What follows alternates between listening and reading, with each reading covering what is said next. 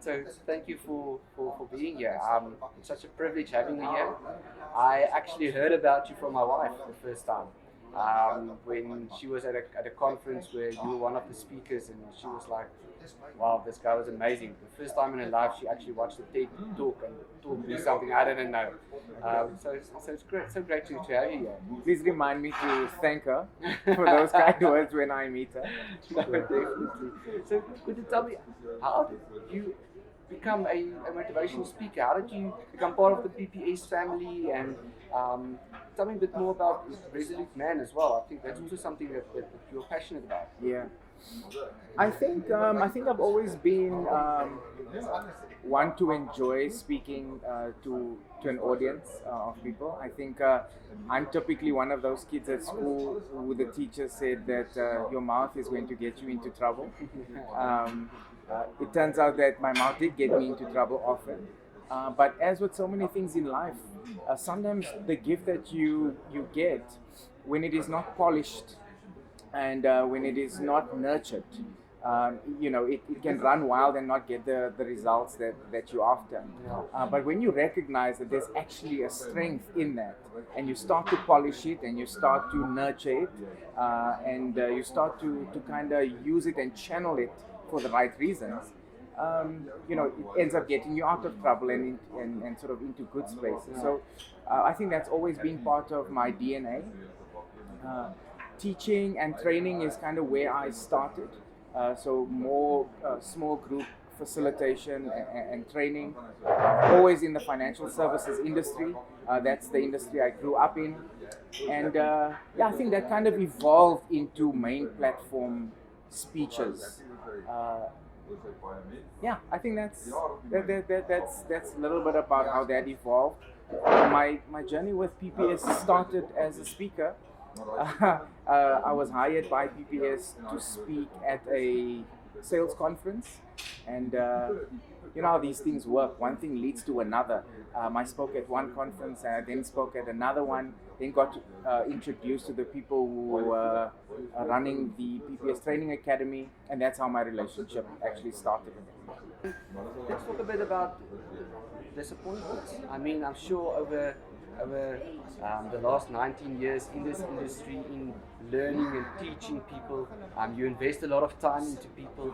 I'm sure that you've experienced some disappointments. What have you learned out of your disappointments? Let's start with that. What was the disappointment, and what have you learned out of it? What do you take with you that's grown you as a leader? Yeah. Well, I think I am of the opinion that we definitely learn from our mistakes. We in actual fact learn more from our mistakes than we do from our successes, because when we fail, we contemplate. When we succeed, we celebrate. And very often during the celebration, there's no time for reflection and contemplation. It's just going on. So I am on that page to say we learn from our mistakes. I've had so many. The difficulty in answering this question, I used to say, which one do I throw a spotlight on? I'll tell you, another big insurance company in South Africa, I worked there for a year before I got fired.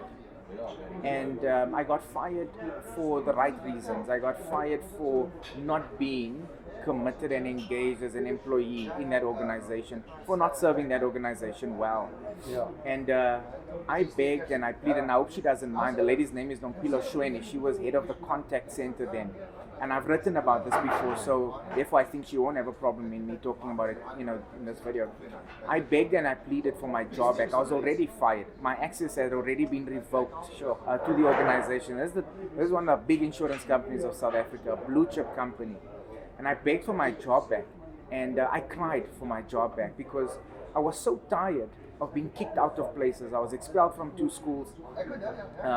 My first marriage was unsuccessful. I was so tired of being kicked out of things that I didn't succeed in, and I wanted a do-over. I really wanted to do over. And I remember my mom saying to me, she says, just leave, they don't want you there, just leave. And go start somewhere. And I said, but I'm tired. I'm tired of being the good riddance guy. I'm so tired of people saying, I'm so glad he's gone. I wanted a do-over. I wanted a reset. And this lady then said, okay, you can come back, but on 2 conditions. One, if ever you were sick and you couldn't come to work, you needed to use the company doctor to verify that you are in fact sick. And that if you made, another condition was that if you made another mistake, you were gone. And to cut the long story short, I got the reset that I wanted. I got the do-over that I wanted. And for that company, I became head of people development for that organization in South Africa and for the rest of Africa. I managed to work my career in the learning and development space from being a training specialist in that company to being like this team leader, and then a regional manager and a national manager, and then I became the head of people development.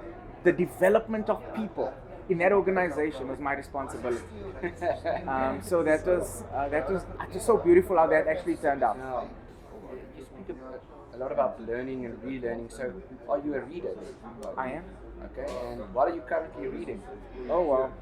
And what would you suggest people read? Yeah, that's a good question, because I've got, like many people, my eyes in a few books. There are those that I read and there are those that I study. But Cal Newport's book called Deep Work is an awesome read, especially within the context of social media and the things that compete for our attention. Yeah. Cal Newport is making the argument that even though there's so much information and even though things are seemingly happening a lot faster, he makes the argument that the world still rewards deep work. The world still rewards, and the world still wants to pay a premium for awesome results. And awesome results very often are not achieved through fragmented attention, but intense focus and time given to specific tasks. And I would make that recommendation in a heartbeat. If I had the money, I would buy the book for everybody that I come into contact with, because it is about saying the stuff that you do on a daily basis. Do they get your fragmented attention, or do they get your intense focus? Yeah. Because if you are involved in so many things that just get 10 minutes at a time, maybe consider that you may not be producing the results you want to in those things because of this fragmented attention. And maybe consider a different approach and take fewer things and give them intense focus. Close off social media and close off your attention to other things and give one thing real intense focus at a time. So I'm 30 at the moment. So what would you say, if you can go back to when you were 30, what would you tell a young Quinton Douman? Quinton, focus on this. What would it be? I don't know why, but when you say what would you tell young Quinton, I almost get a visual of what would my wife tell young Quinton. I think the advice that my wife would give a young Quinton would be maybe a lot more prudent, maybe even more accurate than what I would, I think I'd say something silly like, you know what, hanging there is gonna be okay. I hear you. I'll say to him, you know Old what? Cliche, Yeah. I'll say maybe, you know what, be consistent. Yeah. But if I can just for a moment get into my wife's brain, I think my wife would say to a young Quinton, don't do so many things at the same time. Sure. Yeah. Honestly, I think that's what Liesl would say. Yeah. And I think young 30-year-old would have a rebuttal for Liesl. And I think, and this is the challenge. This is the challenge. I think young Quinton will say, but how do you get to the thing? Because sometimes you are not clear about what your thing is, and you need to do a little bit of this and a little bit of this, because how do I change the world with only a little bit of things? Yeah. I want to do everything. Exactly. Sometimes it's the summary of all those experiences, the coming together of all those experiences that lead to the thing. But I think she would say that. That's the advice that she would give. And if we then take this book by Cal Newport that talks about deep work, it would be very much aligned to his advice. is to say take things and give them intense focus, and don't take too many things that you end up giving fragmented attention to. Awesome. Great. So almost ending this session, what would you say is the positive opportunities that you see in South Africa at the moment? I mean, our country, there's a lot of negative news out there, social media and everywhere. What would you say are the positives that you are seeing? Because I think we as leaders, we have to hold on to the positive things that there is.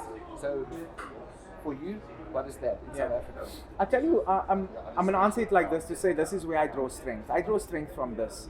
I believe in order, and whatever order means to you in your home or in your community or in your religion, it could be different. But the one thing that we have that decides on the order of South Africa is our constitution, and we've probably got the best constitution in the world.